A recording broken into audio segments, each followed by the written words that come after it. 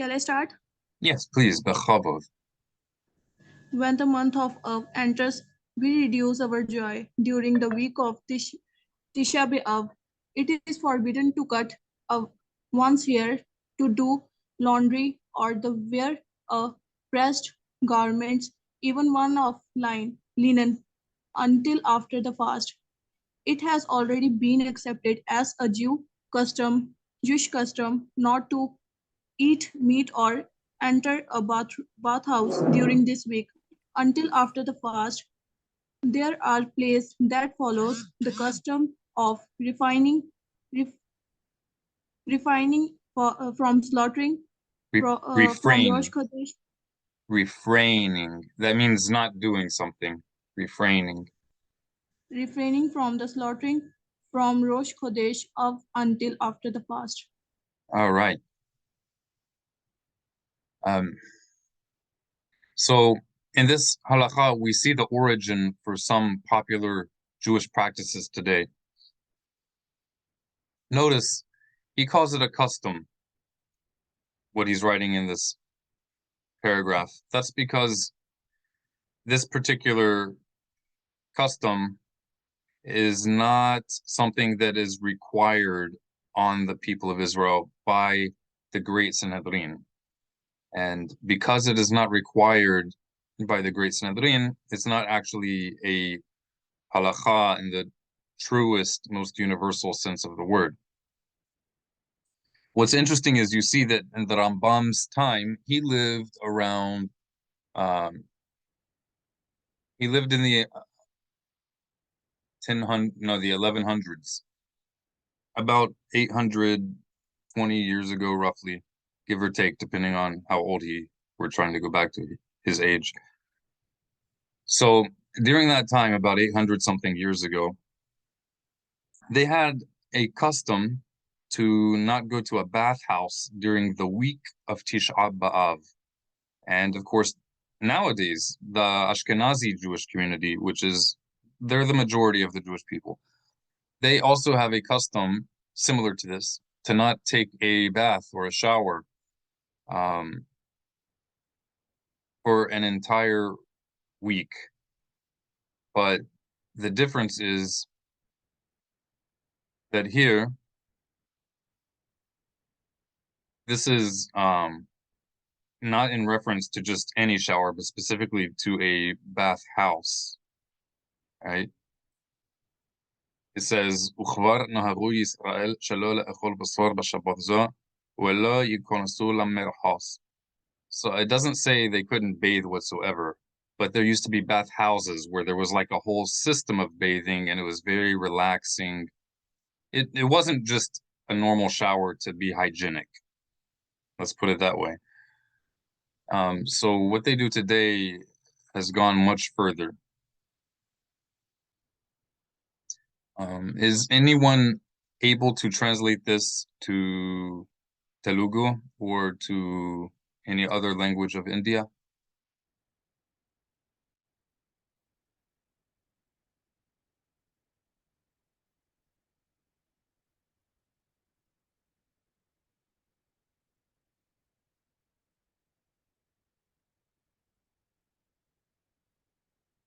Okay, we will continue.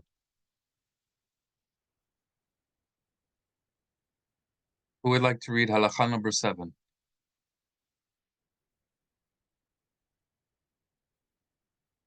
Shalom, bye. Shalom, everyone. How are you guys? Fine, thank you. How are you? Tabah Shema. His name be praised.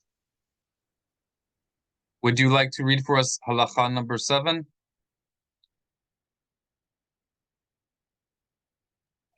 Shalom, Rabbi. Shalom uvracha.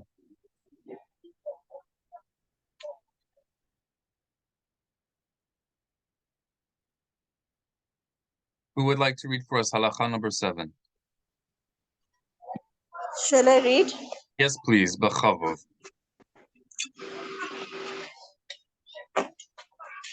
All the restrictions of Tisha B'Av applies at as well as during the day. One may not eat after sunset of the previous day. It is forbidden to eat between sunset and the appearance of the stars, as on Yom Kippur. So the One kind of should not fasting, eat. so the type of fasting we do on Yom Tish'ah B'Av is the same as how we fast on Yom Kippurim, Yom Kippur. That's different from the other fasts in Judaism, where we only fast during the daytime, but we do not fast at night. On Tisha B'Av, it's different. We're fasting night and day. It's a full day. Okay, go ahead. Sorry for interrupting. One should not eat meat or drink wine at the meal before the fast. One may, however, drink grape juice that hasn't been left to ferment for 3 days. One may eat salted meat that was slaughtered more than 3 days previously. One should not eat two cooked dishes. Okay, so this is talking about the meal right before the fast. This is the meal, the last you eat before the fast. So it's not saying you can't eat, but you shouldn't have like multiple dishes. It shouldn't be like a really big fancy meal. And although what I'm going to say now is not in this halakha, it is very wise to drink water throughout the day, to be more careful to drink water throughout the day, even before this meal, so that you will be very hydrated during the fast, so that your body will have enough fluids. But don't drink too much. It is possible to drink too much water. That is also not good. And it is also smart that the food you eat in your last meal, and probably even in the meal before that, that you eat more protein and more fats than normal, because that takes longer for your body to digest, and that will give you more strength for longer than if you just eat, you know, a little bit of salad or something. So we want it to be a dense foods that digest slowly. Is there someone here who can translate halakha 6 for us? Arbai, I have a question first. Go ahead. Shall I ask? Yes, please. As it is said to two dishes we can eat. It is Yes. vegetarian or we can eat veg. So Like the Hebrew word here, it says cooked dishes. So if it's specifically talking about cooked dishes. You can eat more than just two if the others are not cooked. Cooked usually implies doesn't only imply, but it usually implies meat. okay, okay. Toda. ببكشة. Cooked dishes usually refers to something a little more fancy. We have to remember that the halachot, they were written almost 2,000 years ago. So that means that some things that they consider very, very special back then, for us is very normal. And some things that they consider not special or just regular are things that we don't even think about in modern times because we have so many conveniences. Okay, is there someone who would like to translate halakha 6?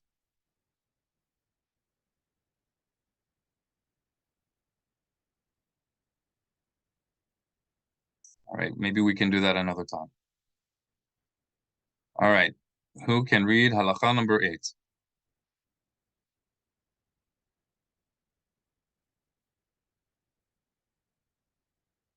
Sipora, Yes, how are you? Mashlometh? fine, thank you. Are you doing okay? Yeah. I think this halakha is missing you. I think it's calling you.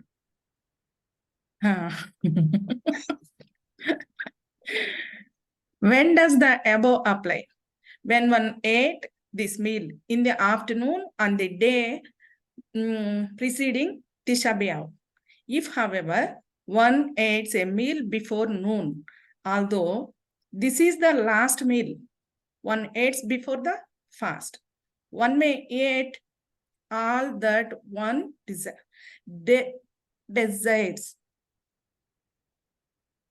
Okay, but that's if it's before noon of the Before day, noon.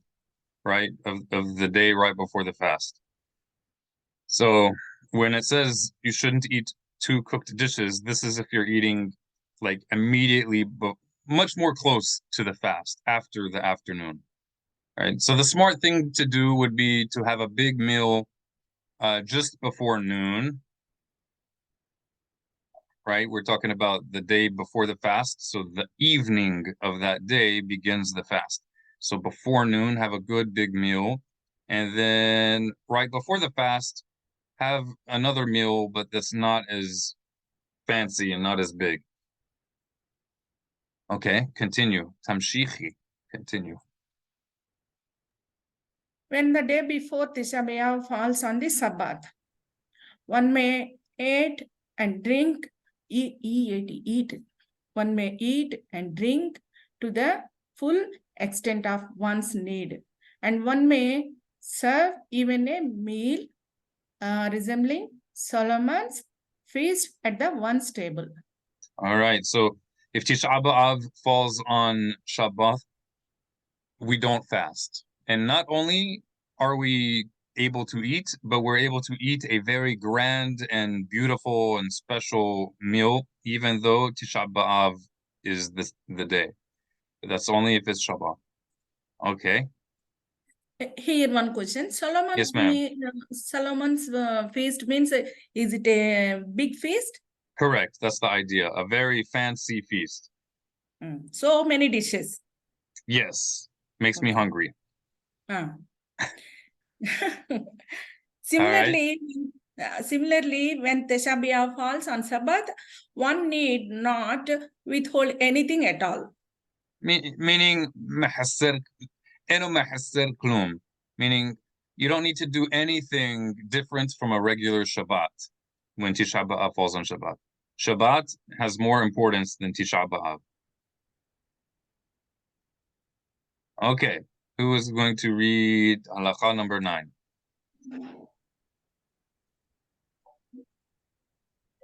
I shall read. Please, b'chavod. This is the right observed by the people as a whole who cannot endure more.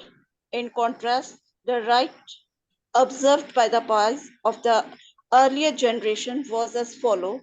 A person would sit alone between the oven and the cooking range. Other would bring him dried bread and salt. He would dip it in water and drink a pitch of water while worried, forlorn, and in tears, as one whose dead was lying before him. The scholar should act in this or a similar manner. We never ate cooked food, even lattings on the day before Tisha B'Av, except on the Sabbath. Okay. Now, it's important to notice some key facts in this halakha. Number one, this is a real concept that goes back to the Talmudic sages. So it's not just a made-up later invention. There are a lot of practices in the Jewish faith that developed over the centuries, especially like in the Middle Ages and around 500 years ago. A lot of new customs that really changed the Jewish faith, the observance of Torah for the Jewish people. And some of these changes, they made these changes with good intentions, but the results have not been so great. What's important to notice is that this, even though it seems extreme, this is not one of those invented customs from just a few hundred years ago or from the Middle Ages. This is a custom that goes back to the Talmudic sages, the ancient sages of Israel. However, it's also just as important to notice that this was not the standard that the sages required for all the Jewish people. This is just for the pious people, meaning extra devout, and for the scholars, those who have devoted themselves as much as they possibly can to learning Torah and the teachings of our sages, more than what is technically required. So basically leaders of the Jewish people. I'm pointing this out because there are Jewish communities today where they take these ideas and they try to apply them to everybody. And that is wrong. We should not take what the sages did not intend for all the people, and we should not take it and then try to push all people to do those things that they are not obligated to do. It's like the blessing that we say before we begin our study. Upon entering a house of study, we say, "May it be your will, Adonai, our God," right? That we not stumble in a matter of halakha, that we not make a mistake in halakha. And it gives some examples of mistakes. Calling what is impure, pure, but it's also a mistake to call something that's pure, impure. And not to say that something which is permitted is forbidden. The same way it's forbidden to say something which is not allowed is permitted, is allowed. It's just as a problem to say that something which is allowed is forbidden. So we need to remember that when it comes to this halakha and many other halakhot. Some things that are done in the religious Jewish world today are true concepts, but they are applying it to everyone when they are not obligations for everyone. Sometimes they are obligations only for certain people, and this is an example. Okay, you can read more about that later if you would like. Halakha 10.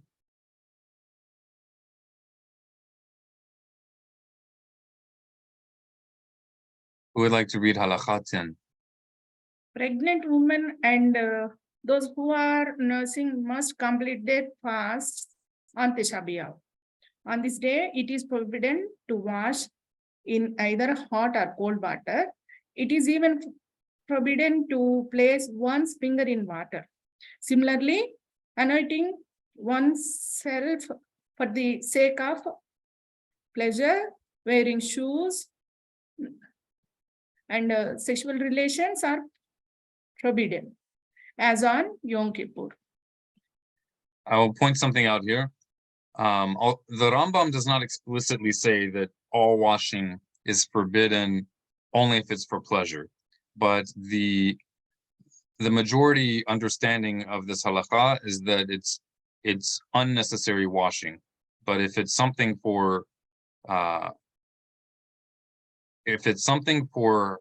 hygiene, to be healthy, you touch something dirty and you might accidentally touch your face and you could get sick or something. So if you touch something dirty, definitely wash your hands. And he does indicate that later on.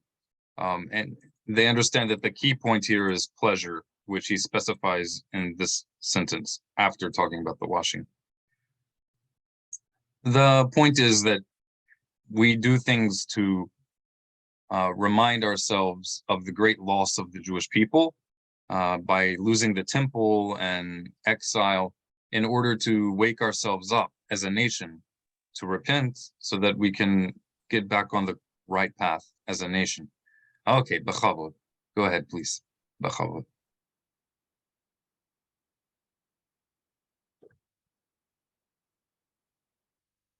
Sipora. I muted. Uh-oh. In places where it is customary to do work, one may work. In places where it is not customary to work, one should not. Torah scholars everywhere should remain idle on this day. Our sages said, whoever performs work on this day will never see a sign of blessing forever. Okay. So when they say statements like this, there are many statements in the Gemara similar to this. When they say statements like this, remember they are not God, and they do not claim to be God. This is what they perceive in their experience in life, that someone who if you're performing work, what it usually means is you're not taking the day seriously. So if you don't take it seriously, then blessing isn't going to come to you. That's believable. But the same people who said this also taught that you're allowed to work. Technically, you are allowed to work. It is not forbidden. Not even forbidden by rabbinic law. Okay. It Here could my be. question is, Go ahead. here in our group, so many people are surviving by their work. So Yes, I understand. work is very necessary for us. Absolutely. And if we do the fasting and on the same time, if we continue the work, so we are not getting any problem. Correct. Blesses There's are no problem. No problem. not It's- going blesses. Obviously. The sages did not state this as a prophet. There's a difference between the function, the office, the position of being a sage, a Torah scholar. That's different from being a prophet. They're not prophets. They're giving their opinion here. And at the same time, they explicitly taught that one may work. Technically, you're allowed to work. It's even possible that they only said this regarding Torah scholars. They did forbid a Torah scholar from working. A Torah scholar should not work on that day. It's also understood as a general principle in Jewish law and halakha that any time a person is in danger of life or anything severe like that, if you are pushed to do something which is normally not allowed, but you have to do it in order to survive, to eat, to save someone else's life, then you're supposed to do whatever that is that you need to do, even if it's breaking halakha, even if it's breaking a mitzvah that God directly commanded. So this is all the more true if you're talking about rabbinic laws.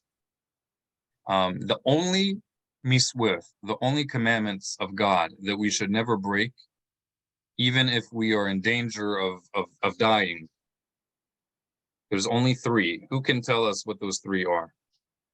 There are 3 mitzvot out of the 613 mitzvot, only 3 that you should never break, even if your life is in danger. Which are those? I was going to guess something. Go ahead. Go ahead, Moshe. I was going to say Just probably do suicide. one, Moshe, just do one.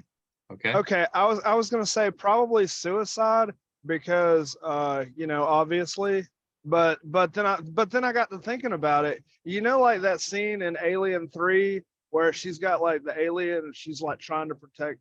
She's got the alien inside her and she's impregnated with the alien. She just jumps back into the fire. Like in a situation like that where you're trying to, suicide for the greater good. I mean, I don't know, maybe, I don't know. All right, that's in the right direction for one of them. Anybody else have any ideas?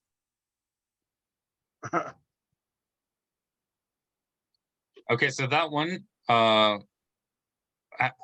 I will explain. So murder is one of them, and you can definitely view suicide as a type of murder, but murder in general is not allowed. We should be willing to give up our own life rather than murder someone. Well, what about that one guy like Independence Day? Like, I mean, I'm just saying, I'm just throwing movies out there. It's like, okay. Let's try to give some of the other people a turn because we have a lot to read. We're gonna try to finish all this stuff. I was just asking, what if you're doing it to save a whole lot of people? That's all I'm saying. Oh, well, that's definitely a valid question. Jumping up. Definitely. That was where I was going with it. That's great. Is there anyone else who has a guess about the other 2? I think there's rape is one.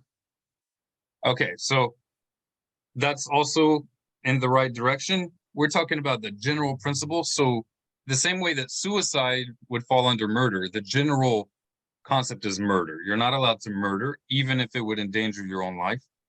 Now with rape rape is absolutely one of them. But that's more like a subcategory of a broader category, and that would be forbidden intercourse. Forbidden, yeah. So any kind of intercourse that has been explicitly forbidden by God, we are supposed to be willing to die rather than do that kind of intercourse. And there's one more. And I Let's think get someone from India to respond.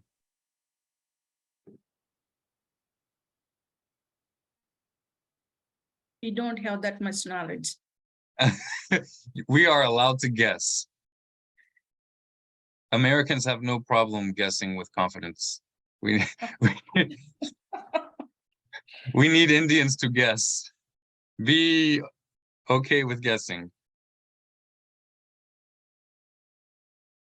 Okay, so far we said murder, forbidden intercourse. There's one more big one. We are obligated, according to the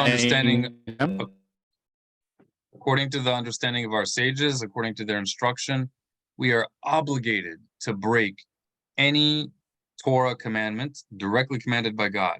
You should break it, and you should also break any rabbinic command, except for 3 commands of God. You should never break when your life is in danger or someone else's life is in danger.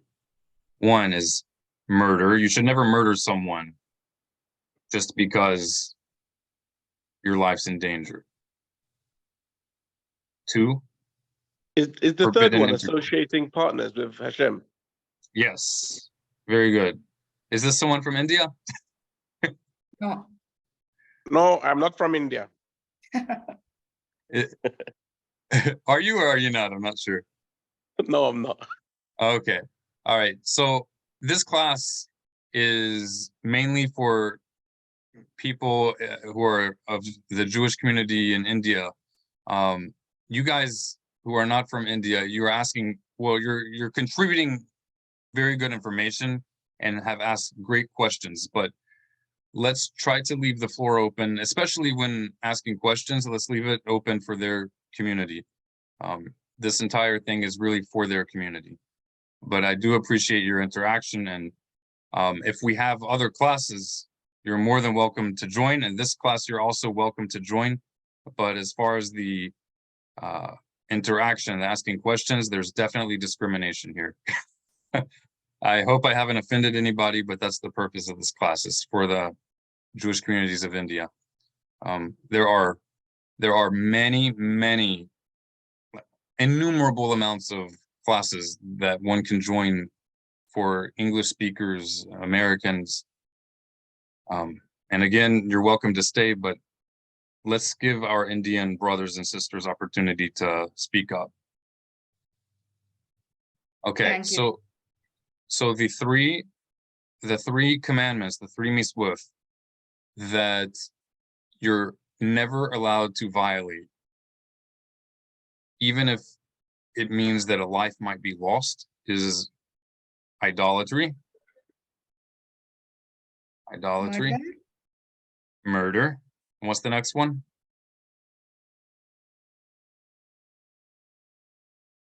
Forbidden intercourse. Forbidden intercourse. Intercourse means sex. And when we say forbidden sex, we're talking about penetrative sex, the actual technical act of sex. We're not talking about touching someone or other things which might be forbidden, but are not actual entering someone else. That is the technical prohibition that we should be willing to give up our life rather than do if it is with someone that God forbade us from being with. Okay, let's continue.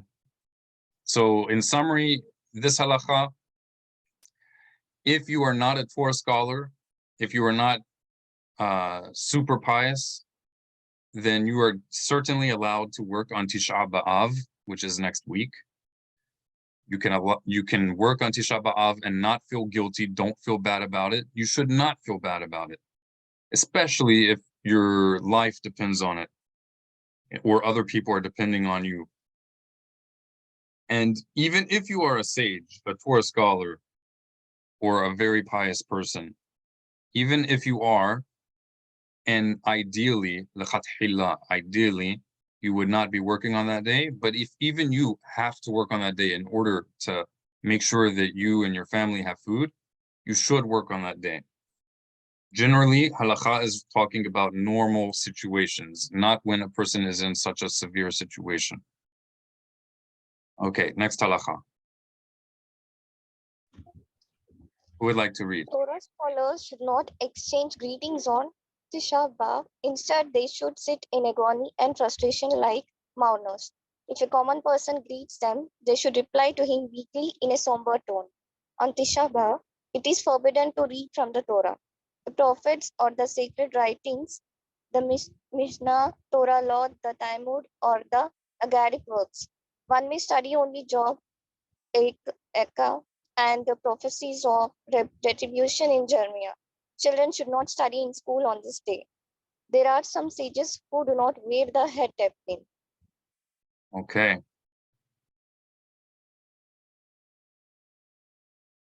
So again, about exchanging greetings, it's specifically with regard to Torah scholars. Remember, they're not working on this day, so they will not be out and about interacting with non-Jews. If you don't exchange greetings with a non-Jew, that can cause hatred between Jews and non-Jews, and we do not want that. So remember the context. That's always important. Torah scholars, when it says they should not exchange greetings, they're not out and about outside working. They're going to be basically sitting on the floor, only reading the depressing, sad parts of the Bible, of Tanakh, in order to wake up their passion and their motivation to work even harder to restore the people of Israel. So for them, it's not that big of a deal to not exchange greetings because they're not going to be out and about with non-Jews. And when they are with each other, studying Tanakh, for example, Job, Echa, that's the book of Lamentations. When they're with each other, they understand, they already know they shouldn't be exchanging greetings. So again, if you're a regular person on Tisha B'Av, you're out and about working, you have to go out to the market. If a non-Jew gives you a greeting, return that greeting. If they say, hi, how you doing? Reply. It is the path of Torah to increase peace, not to give non-Jews the impression that we are, I don't want to say the word, that we are very rude people. Okay. As it says here, if a common person greets them, if they happen to be out and about for some reason, they should reply. Just not in as happy of a way as they normally would. Okay, on Tisha B'Av, it's forbidden to read from the Torah. This is in general. There are parts of the Torah that are sad. You can read those parts.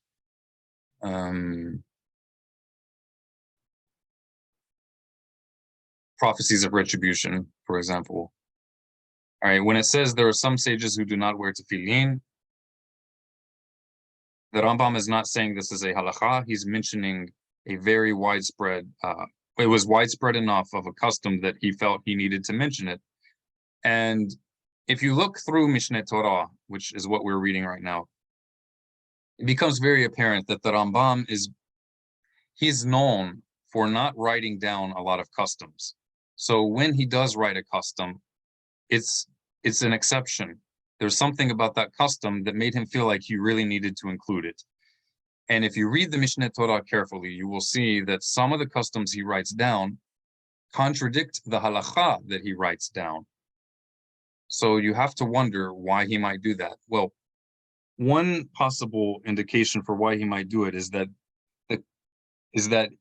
even with the Mishneh Torah as he wrote it, there were Jewish leaders at his time, not a lot, but there were some, especially in France, northern France. I'm sorry, I think it's southern France. I could be wrong about that. Yes. It's called Provence if you want to look it up. Provence.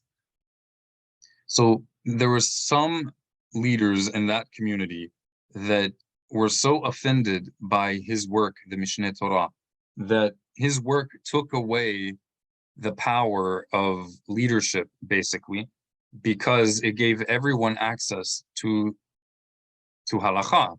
They only needed to learn Hebrew in order to read it. They didn't need to be a master of the entire Talmud.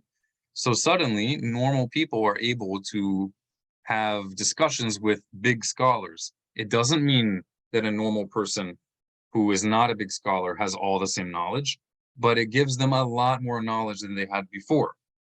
What that did was it exposed some leaders to the corruption that already existed. So with the Mishneh Torah, even as it is right now, that offended a lot of certain leaders in certain areas of the world, to the point that they burned the Mishneh Torah. They even, in one place, contacted the non-Jewish leaders. They were Christian leaders in that location, and inspired the Christians to attack the Jewish community as a result. So that's how offended some leaders in that area were by, some Jewish leaders were offended by the Mishneh Torah, the book that we're reading. Imagine how much more offended they would be if they did not see some of their most cherished customs not mentioned. So that is likely one of the reasons some customs are mentioned in the Mishneh Torah, even when they appear to contradict the actual law, the actual halakha. And this is one example. We don't have authority to nullify a commandment given by God, not even for a day. If you are a prophet and God spoke to you directly, then it is possible that God may say we are temporarily suspending a certain halakha, a certain commandment, but only for this limited amount of time. But when something becomes a established custom, you're forbidding it basically forever. And no sage has the authority to do that. And remember, tefillin is considered a commandment of God. Can I ask one question here? Oh, absolutely. Behehlet, absolutely. To wear tefillin, this is the God's commandment, right? That's according to Jewish tradition, correct. Every day.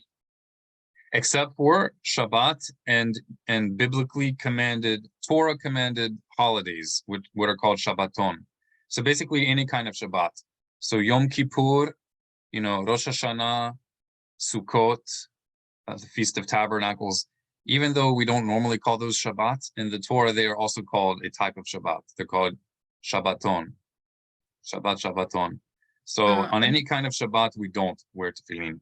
But on any other day, male Israelites are obligated to wear tefillin if it's in their ability to do so. Then TISHAH B'Av is not a... So Tisha B'Av is not a holiday, and it's not a day commanded in the Torah. It's a rabbinic, it's basically a rabbinic day to wake us up to repentance. So the commandment applies. Go ahead. Why sages said that don't wear the tefillin in the TISHAH B'Av? Well, it's interesting that in the Rambam's day, he specifically says some. Even though he says some, that means not the majority, but it had to have been a large enough amount that he felt he needed to add this. And it could also be that some sages, some leaders of the Jewish people who he knew had a lot of influence, perhaps they were doing it. And so even though they were not the majority, because he understood that they had a lot of influence, he wanted to give them some acknowledgement. And that's an important principle to learn, that we have to work with the reality that we live in. If God forbid you are a Torah observant person, a Jewish person who lives in a extremist Muslim country, okay, there are certain things that ideally we would do even outside that people might identify us as Jewish. But if you're in a country, whether it's Muslim or not, if you're in an extremist country, that if they think you're Jewish, it's going to endanger your family, then you have to live in that reality until you are able to get out of it. So that means don't walk around with tefillin outside, for example. You have to hide it. even though ideally you should not be afraid to wear tefillin outside. Ideally, a man wears tefillin all day long if his body is clean and he's able to have his mind on it, if he's able to be aware of it throughout the day, not forget that he's wearing it. But you shouldn't do that if you live in a place where it could endanger your life. So this, although it's not exactly the same thing, this is similar in that you have to remember the reality that you live in, and remember that the being Torah observant, keeping Torah, God's will, it does not mean that we perfectly do everything 100% of the time. We make mistakes, but also sometimes, even when we know what we're supposed to do and we're not making a mistake, sometimes we're still supposed to not do certain things because it's a matter of priority. We have to know how to prioritize. If I know that walking outside wearing tefillin is going to endanger my entire family and my life, because I live in a place where the non-Jews are violent and hate Jews, then if I wear tefillin outside or do some other Jewish thing where everybody sees it, okay, I did that one mitzvah, but now when my family is murdered, now what mitzvot are we doing? Now what can we do? So sometimes you have to choose between mitzvot. Am I going to sacrifice one mitzvah in order to do 100 mitzvot for a full lifetime? Or am I going to do this one mitzvah, even though it means I will no longer be able to do any other mitzvot because now we're wandering in a desert, just trying to survive, or because they killed us, right? So the correct thing to do is to temporarily suspend a mitzvah if you have to. That's for that extreme situation. But let's get back on track. Sorry for sidetracking. Halacha 12.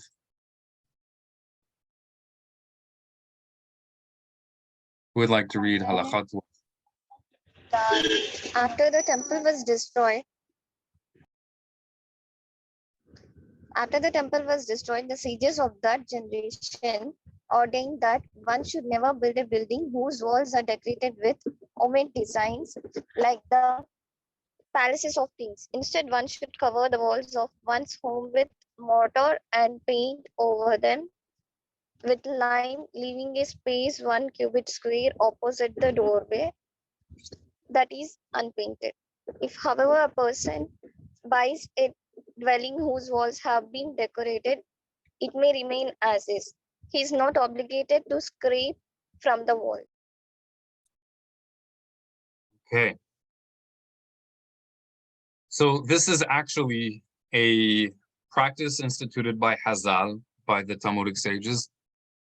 Not even the Talmudic sages. This actually, according to Talmudic literature, predates the Talmudic sages. This is going all the way back to the generation that the temple was destroyed in. So these were leaders of the people of Israel, who were members of the Sanhedrin, and the very last years of the temple, they would have been the same people. So they established the practice that we do certain things in order to signify the loss of the people of Israel, with the temple being destroyed and all the other negative things that came along with that. And this particular custom is still widely observed in the Torah observant community in Israel. I don't see it very widely observed outside of Israel, but it should be. The halakha does not state, only if you live in Israel should you do this. So if you paint your house, you don't need to, let's say your house as it is right now, you do not need to go and then cut out a part of the wall or remove paint. But next time you paint your house or repair something, leave an area, just 1 cubit. A cubit is about 18 inches. It's about the size of from your fingertips to your elbow. Leave about a square that size in front of your doorway, that next time you paint, you leave that part unpainted in remembrance of the temple until the temple is rebuilt. Be'ezrat Hashem. Is there a picture, like an example of this that we could see? I don't know off the top of my head, but I'm 100% sure you can find a picture doing like a Google image search, because I know that it's common in Israel in religious communities. So is there like a name for this that we could type in that would bring up? That is a good question. That is a good question. Man, I wish I could tell you. I honestly don't know of any name that they call that. It's just makom. Let me see if I can think. Makom latzavua lezecher harban beit hamikdash. I guess an lotzavua. I can send you I'll look for you in Hebrew. Lotzavua means unpainted, but I don't think there's like a term that they use. But I do know that it's widely enough observed in Israel that there has to be some photos of it. But it's not anything particular. It's just an area that's not painted right in front of the door. Sometimes it is painted there because they bought a new house. But next time they paint the walls, they won't paint that particular area. So that area will be painted, but it will not look as new as the other areas around it. Other people have the practice, I guess, as a compromise maybe with their husband or wife, because, you know, husbands and wives don't always agree to do the same thing. So sometimes they have a compromise and they won't leave it unpainted, but they will have like a special painting or metallic, you know, metal words that look decorative that say, "I shall not forget you, O Jerusalem," you know, that verse in the book of Psalms. So halakha is not all or nothing. If something's preventing us from doing something in the proper way, we can still do the best that we can. Whether that's because of circumstances of money or because of husbands or wives not agreeing, it's better to compromise than to destroy your marriage. Okay, next halakha. Remember, he's not obligated to scrape, right? Next halakha, halakha 13. And for our American brothers, if we are waiting for a fellow Jew from India to read and no one's speaking up, then you can go ahead. But let's give them at least a minute or so to read. And if they don't, then one of you guys can read. But we have plenty. It's better that they're so shy. It's better. I mean, it's good to be shy. That's considered a trait of the children of Abraham. But don't be shy for reading Torah, for reading halakha. It's okay to make mistakes. We all make mistakes. Who's going to read halakha 13? American brothers. No. Come on, you guys. We need Sipora, I want you to choose someone from India to read for us, if you know that they speak English. You said that the Indians are feeling very shy, and here the problem is the pronunciation. If you can tell them in Telugu, if you know someone who speaks English and they're just shy, tell them that, especially if they have trouble with pronouncing English, especially then, we want you to read, because learning Torah is not only going to give you spiritual blessing, but it may not be with you as an individual, but at least with your children or your children's children, learning Torah is also going to help you in this world, not only in the world to come. That's not its ultimate purpose, but that is an effect. By associating with people who are scholarly, who study, who appreciate education, you're going to increase the likelihood that you will have success both in the world to come and in this world. It may not happen in one generation, but the chance of you succeeding, your children succeeding, will be higher than if you don't keep Torah. And this is one of the ways. By overcoming our shyness, even with reading English, God will give you success. So especially if you struggle with reading and pronouncing the words, give it a shot. This is also an English lesson. We're not here to judge you or to look down on you. We're here to help you. So if you improve your English by these lessons, then you can improve your job opportunities in India. You can make more money and do better. ఎవరన్నా చదవండి మనోళ్ళ నుంచి తెలుగు వాళ్ళు ఎవరన్నా సుదర్శని నువ్వు కాదు ఇంకొకళ్ళు ఎవరన్నా చదవమని ప్రియాని చదవమని ఎవరున్నారు రవి అని ఉన్నారు మరి తెలుగు తమిళ తెలీదు Similarly, they ordinate that a person who sets a table for guests should serve slightly less and should leave a place empty, so that it obviously lacks one of the dishes that would ordinarily be placed there. When a woman has a set of jewelry made for her, she should refrain from having one of the pieces appropriate from the set made, so that her jewelry is not perfect. Similarly, when a groom marries, he should place ashes on his forehead, on the place where one wears tefillin.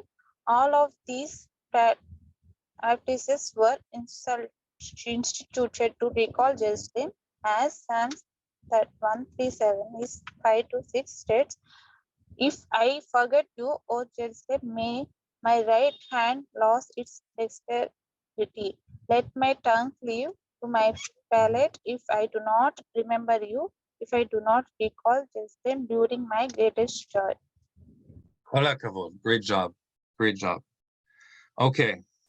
So if you're having guests over, leave at least one place that you would expect to have a guest, leave it empty.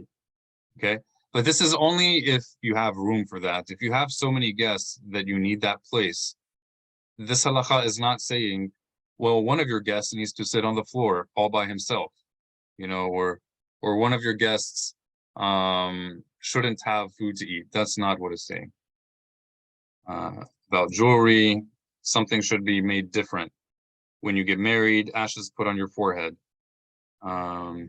By the way, these customs, it does not mean, for example, that if you did not do it, that you were not married.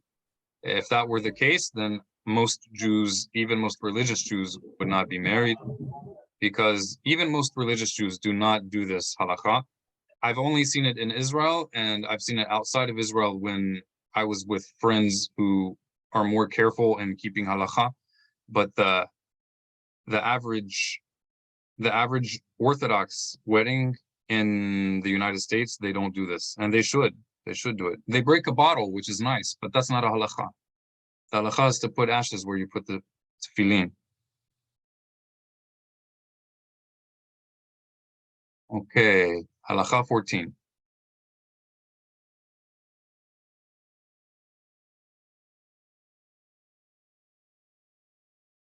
Similarly, they ordained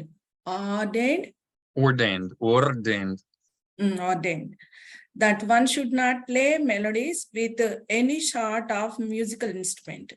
It is forbidden to celebrate with such instruments or to listen to them being played as an expression of mourning for the destruction. Even songs without musical what is that? I can't read that. Accompaniment. It means together with. Even music that's together with, even songs that are without music coming together with it, without instrument. That are recited over wine are forbidden. As Isaiah 24:9 states, "Do not drink wine with song." It has, however, become accepted custom among the entire Jewish people to recite words of praise, songs of thanksgiving, and the like to God over wine. Okay. Now, almost no one, even in the religious Jewish world, knows about this halakha. For many, many years, I actually would not listen to music because of this halakha. The halakha is here, so this is a real halakha. There are many ways of understanding this.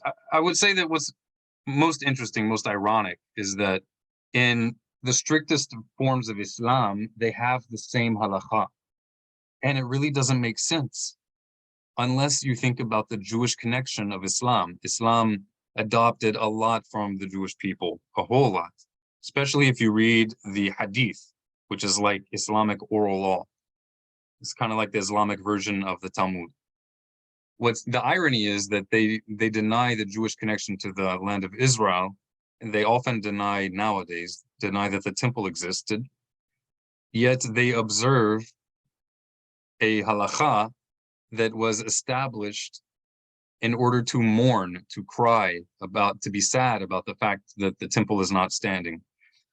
So the purpose of all of these halakhot, all of them, not only this one that we've read, the purpose is to remind us of our loss so that we won't forget that the temple was gone, and in order to wake us up so that we will do what is necessary to have the temple rebuilt. None of these things were intended to be halachot for all generations. They're all intended to be temporary. If you read the entirety of Mishneh Torah, you will eventually get to the last book of Mishneh Torah. In the last book, there we learn the laws about the Sanhedrin, and how when the Sanhedrin makes edicts, when they make halachot, if the halakha is not directly related to a Torah commandment to prevent transgression, then if it's some sort of like ritual thing or anything like that,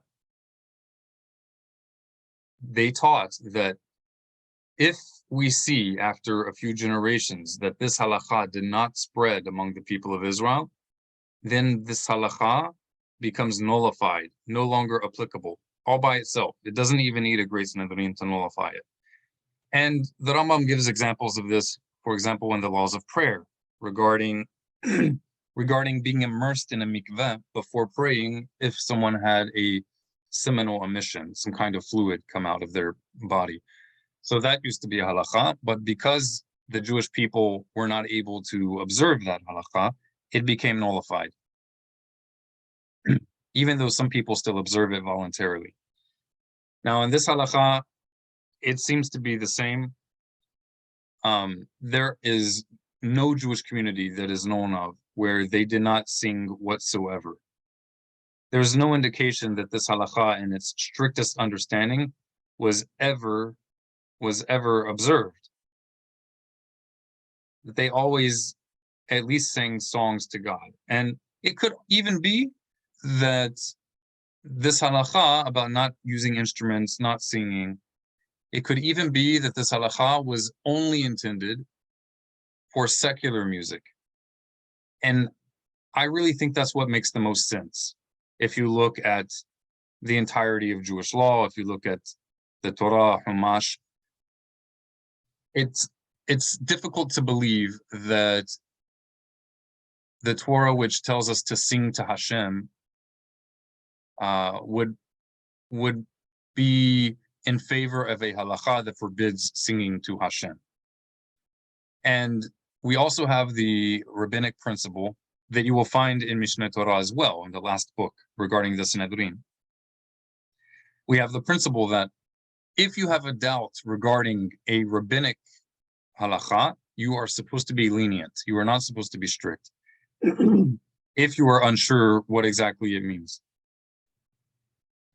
When you have a doubt regarding a Torah commandment, you should be strict and not lenient, but the opposite with rabbinic law. This is a rabbinic law, so because it's rabbinic, if there's doubt regarding what it means, you should be lenient. And the leniency that was widespread in the Rambam's time was that they did not consider this to be applying to worship of God. So if you want to observe this halakha in memory of the temple, then don't listen to secular music. Make it a point to only listen to music that is in worship of God, that wakes you up that wakes your soul up and motivates you to keep the mitzvot. And really, that's probably a good idea, whether or not this halacha was ever established. Halacha, okay, we have run out of time. We've been here for about an hour. I have a quick question. Sure. Okay, what you was talking about with the secular music, what if it's just like, what if it's instrumental and it wasn't like designed as like, or as far as we know, like what if I'm listening to like Beethoven, you know what I mean? And it makes me feel like, or Mozart, or, well, you know, what if I'm just listening to instrumental music and it makes me feel like, puts me on another level, like, you know, like spiritually. This is an excellent question. Excellent question. So like classical music, this is music that does not have any words. So who can tell us what the principle was that we mentioned earlier when you have a doubt regarding rabbinic law?